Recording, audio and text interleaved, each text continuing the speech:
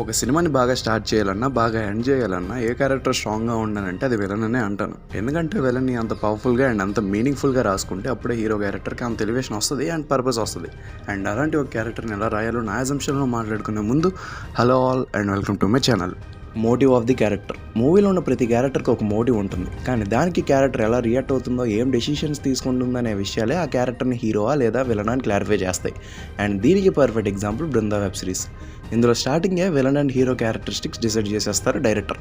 ఎలా అంటే అక్కడ సచి అనే క్యారెక్టర్కి అండ్ బృందా క్యారెక్టర్కి దేవుడు అనే ఒక సెన్సిటివ్ టాపిక్ వల్ల ప్రాబ్లం వస్తుంది. కానీ దీనికి సచి ఆ ప్రాబ్లం క్రియేట్ చేసిన వాళ్ళనే కాకుండా గాడ్ని నమ్మే ప్రతి ఒక్కరిని చంపేయాలనే ఒక థాట్ తనలో ఉంచుకుంటాడు. అండ్ లేటర్ జరిగే పరిణామాల వల్ల ఆ థాట్ చాలా పెరిగిపోతుంది. బట్ బృందా మాత్రం దానికి వేరేలా రియాక్ట్ అవుతుంది.